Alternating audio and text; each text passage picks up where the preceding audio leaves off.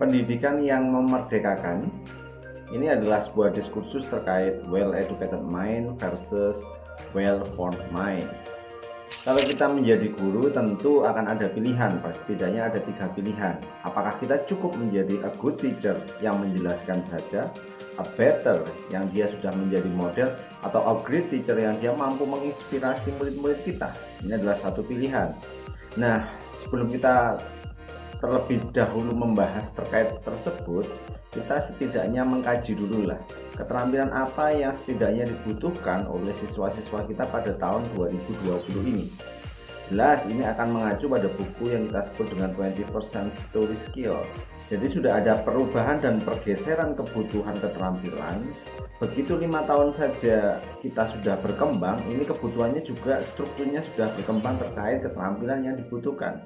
Kita coba lihat yang pertama, ada complex problem solving, critical thinking, creativity, itu menjadi 3 besar. Nah ini yang wajibnya seorang guru harus tanamkan agar mereka bisa sukses dan bisa survive di abad 21. Nah kalau kita menilik pada pendidikan kita beberapa abad ke belakang, sebenarnya kita punya sejarah. Kita memiliki satu kerajaan yang luar biasa pada saat itu, yaitu kerajaan Sriwijaya, yang sudah memiliki kerjasama dengan Nalanda pada saat itu dengan adanya student exchange, dan kemudian kita sudah menjadi rujukan beberapa negara di Asia Tenggara untuk sekolah pada pendidikan formal yang ada di kerajaan Sriwijaya. Tapi kemudian semenjak adanya British Empire, kemudian dia menguasai luasan dunia begitu hebat, termasuk di Indonesia karena dia termasuk kajian Eropa dan kita pernah dijajah oleh Belanda, maka sistem pendidikan kita mengikut ke mereka. Sistem pendidikan apa yang ada? Sistem pendidikan yang kira-kira akan membentuk manusia-manusia pribadi yang serupa, karena pada saat itu digunakan untuk kolonialisasi. Jadi mereka membutuhkan SDM yang akan bisa bekerja untuk pemerintah, yang kemudian mencetak dengan pola pikir yang serupa.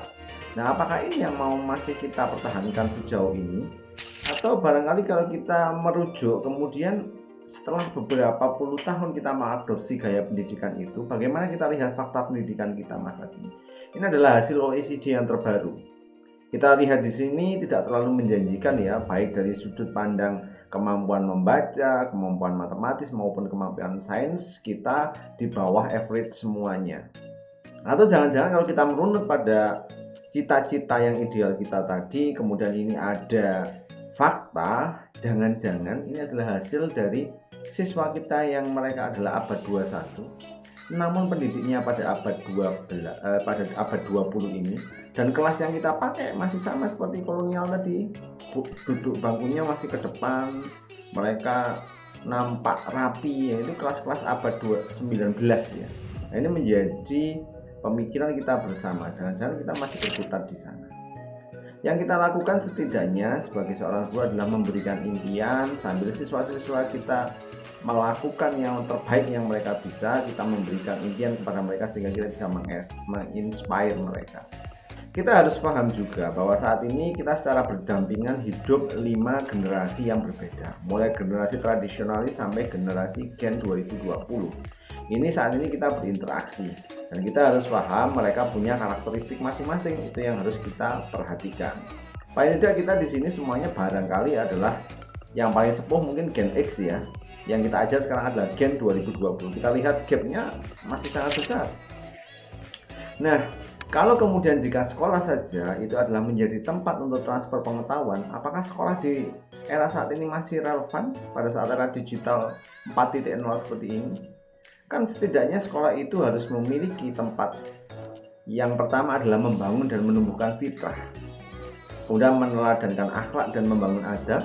Yang ketiga berlatih memecahkan masalah, dan yang keempat adalah berkolaborasi secara berjamaah.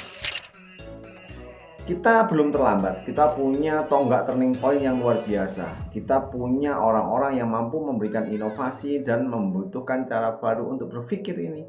Kita lihat saja menilik pada B.J. Habibie dengan teori cracknya, Pak Warsito dengan penemuan alat pemindainya yang dia mampu membunuh kanker, Mas Khoirul Anwar dengan 4G-nya yang sekarang sudah dikembangkan menjadi 5G, Pak Sujiatmo dengan cakar ayamnya, atau bahkan Yogi Ahmad Erlangga yang dia mampu memecahkan persamaan Helmholtz yang begitu rumit.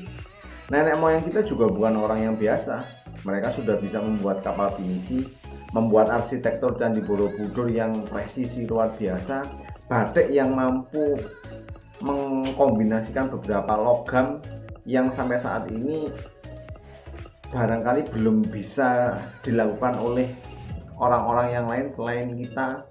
Kemudian ada angklung, ada sistem pengairan subak dan lain sebagainya. Yang kita butuhkan apa? Adalah bagaimana kita mulai ini dari kelas-kelas, kita cetak anak-anak yang well formed mind. Kenapa tidak well educated mind? Kalau well educated mind artinya kita mencetak pembelajar yang telah mendapat letter luck dengan kegiatan yang ada di sekolah. Mereka pandai tapi hafalan saja fakta dan konsep dan textbook oriented. Kalau itu internet dan Google bisa menggantikan. Tapi bagaimana kalau kita mencetak well formed mind, pembelajar yang dibentuk oleh pemikiran-pemikiran orisinalnya? Mereka mampu bereaksi cepat terhadap fakta yang baru, cepat mensintesis informasi yang baru, sampai dengan sukses ujian yang sesungguhnya, yaitu nanti mereka bisa dalam ujian hidup.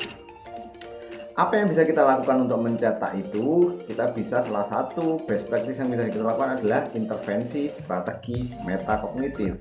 Dia membahas tentang pengetahuan metakognisi, yaitu pengetahuan di mana kita akan mengetahui kognisi seorang beroperasi dengan kontrol metakognitif yang berkaitan dengan bagaimana seseorang mengendalikan operasi kognitif. Ini sama dengan operasi berpikirnya.